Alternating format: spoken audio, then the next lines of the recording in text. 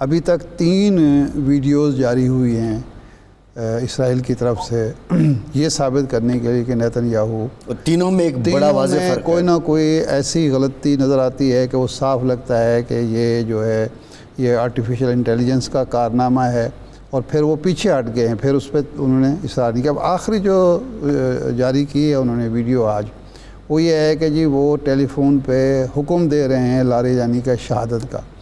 ابھی میں کریملن ایک ٹویٹر اکاؤنٹ ہے اس پہ دیکھ رہا تھا، اس نے اس تصویر کو 6 فروری کو یہ تصویر جو ہے نیتن یاہو کے ٹویٹر اکاؤنٹ پہ جاری ہوئی ہے. محض ہرمز کی وجہ سے نہیں ڈر رہا وہ، بلکہ اس نے ثابت کیا ہے کہ ایک سپر پاور جس کے سامنے کوئی چوں نہیں کرتا، اور اس کو جب للکار رہا تھا ایران تو وہ ایسے بیس لیس نہیں تھا یا ایسے صرف ہوائی باتیں نہیں تھی. وہ اس کے پاس اتنی جرأت ہے، اہلیت ہے، صلاحیت ہے کہ وہ اس کا مقابلہ کر سکتا ہے، اور 18 دن میں اس نے ثابت کیا ہے. اس میں کوئی شک نہیں کہ جو وار مشینری ہے امریکہ کے پاس، ایران کے اور اسرائیل کے پاس، وہ ایران کے پاس نہیں ہے. اور کوئی بظاہر تقابل نہیں فضائیہ کا، بحریہ کا، بری فوج کا، ٹینکوں کا، جہازوں کا کوئی تقابل نہیں بنتا. لیکن اس نے ڈرون سے اور میزائل سے جس طرح مقابلہ کیا ہے اور جس طرح ان کے حملوں کو بھی ناکام بنایا ہے، یہ بہرحال اس کی داد دینی بنتی ہے. دوسرا یہ لاریجانی کی آپ نے بات کی ہے، جو چیز ابھی تک چھپائی جا رہی ہے وہ ہے نیتن یاہو کی موت. ابھی تک 3 ویڈیوز جاری ہوئی ہیں اسرائیل کی طرف سے یہ ثابت کرنے کے لیے کہ نیتن یاہو تینوں میں ایک بڑا واضح فرق ہے. کوئی نہ کوئی ایسی غلطی نظر آتی ہے کہ وہ صاف لگتا ہے کہ یہ جو ہے یہ آرٹیفیشل انٹیلیجنس کا کارنامہ ہے، اور پھر وہ پیچھے ہٹ گئے ہیں. پھر اس پہ انہوں نے اصرار نہیں کیا. اب آخری جو جاری کی ہے انہوں نے ویڈیو آج، وہ یہ ہے کہ جی وہ ٹیلی فون پہ حکم دے رہے ہیں لاریجانی کا شہادت کا. ابھی میں کریملن ایک ٹویٹر اکاؤنٹ ہے اس پہ دیکھ رہا تھا، اس نے اس تصویر کو 6 فروری کو یہ تصویر جو ہے نیتن یاہو کے ٹویٹر اکاؤنٹ پہ جاری ہوئی ہے. اور وہ آج پوسٹ کر رہے ہیں، وہ آج ری پوسٹ کر رہے ہیں، پوسٹ کر رہے ہیں. اب 6 فروری اور 17 مارچ میں تو بہت زیادہ فرق ہے. اور اس نے بڑی دلچسپ یہ کہا کہ جو مر جائے وہ واپس نہیں آتا. اس سرخی اس نے یہ لگائی انگریزی میں. تو اس کا مطلب یہ ہے کہ وہ چھپایا جا رہا ہے، اور اس موت کو چھپانے کے لیے یا اس سے توجہ ہٹانے کے لیے بھی ہو سکتا ہے کہ لاریجانی کی شہادت کی خبر اڑائی گئی ہو. لیکن بہرحال ابھی اس کی تصدیق نہیں ہوئی. لیکن ایران جو اس وقت اکیلے جنگ لڑ رہا ہے وہ ہم سب کے لیے، تھرڈ ورلڈ کے لیے اور مسلم ورلڈ کے لیے بہرحال ایک سبق بھی ہے کہ، اور امریکہ نے جو کچھ ثابت کیا ہے کہ آج امریکہ تنہا کھڑا ہے. یورپی یونین اس کے ساتھ نہیں ہے، نیٹو اس کے ساتھ نہیں ہے، یو کے جیسے اتحادی اس کے ساتھ نہیں ہے، کیونکہ وہ سمجھتے ہیں کہ یہ جھوٹا ہے. اور آج اس نے جو بیان دیا ہے، اس نے یہ کہا ہے کہ میں جو چاہوں کر سکتا ہوں اس زمین پر، مجھے کوئی روکنے والا. وہ کیوبا کے حوالے سے بات کر رہا تھا. اس نے کہا میں جو چاہوں گا وہ کروں گا.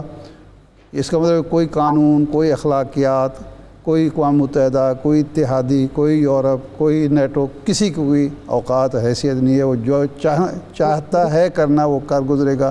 تو ظاہر اس طرح دنیا تو نہیں چل سکتی، ورلڈ آرڈر تو اس طرح نہیں چل سکتا.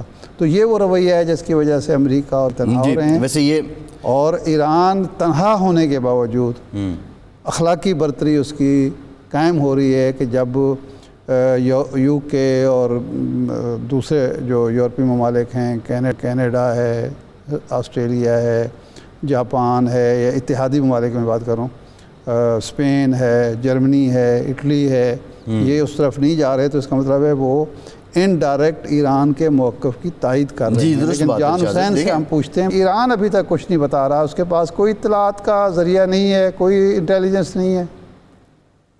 جی مجھے لاریجانی صاحب کا بھی میں کلیئر کر دیتا ہوں کہ ابھی تک کوئی خبر نہیں ہے ایسی.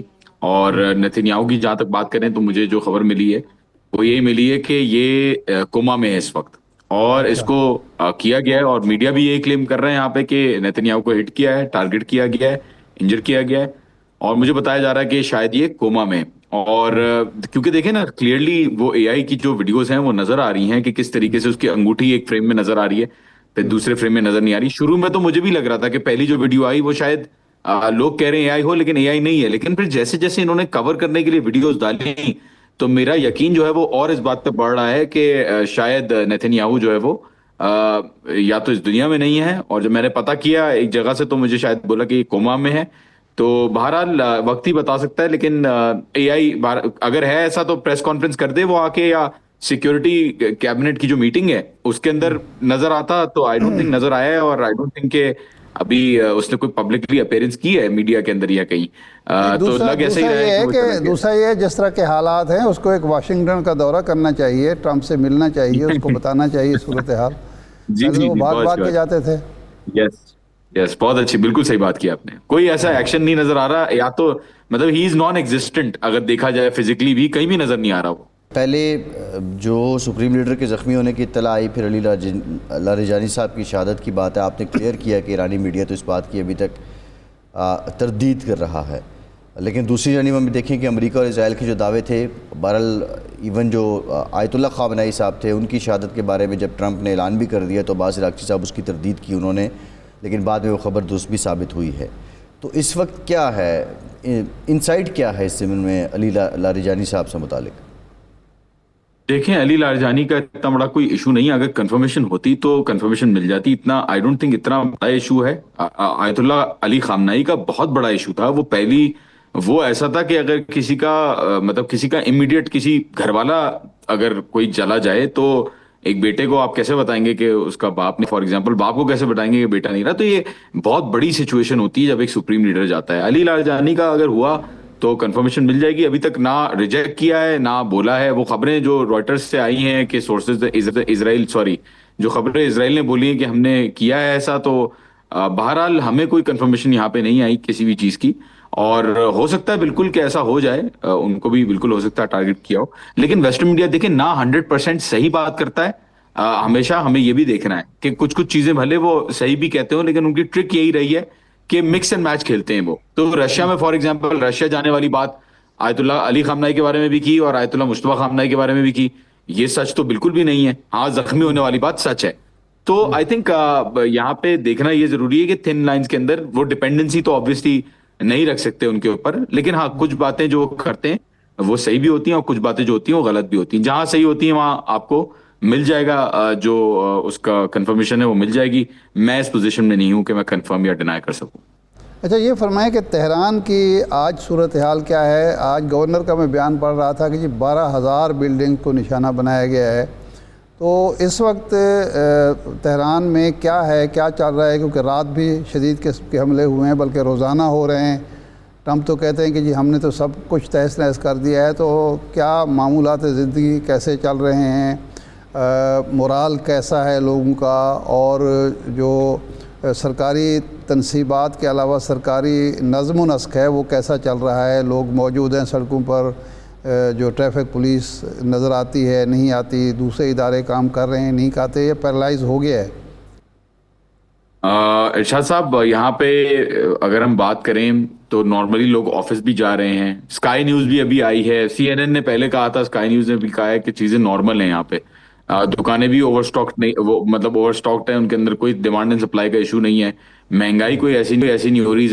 ذخیرہ اندیزی جو کہتے ہیں, جو ہورڈنگ ہوتی ہے, جو اسٹاک پائلنگ ہوتی ہے, وہ بھی لوگ نہیں کر رہے اپنے گھروں میں.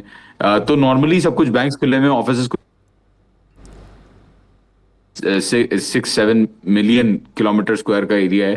تو ظاہر ہے امپیکٹ اس طریقے سے نہیں فیل ہوتا ہر جگہ, اور آبادی بہت بڑی, کروڑوں کی آبادی ہے تہران کی بھی, اور بہت بڑا شہر ہے. تو بالکل بلڈنگز ڈسٹروئی ہوئی ہیں, اس پہ کوئی دو رائے نہیں ہے. پولیس اسٹیشنز کو کل رات کو شدید طریقے سے جو ہے وہ نشانہ بنایا گیا ہے. جتنے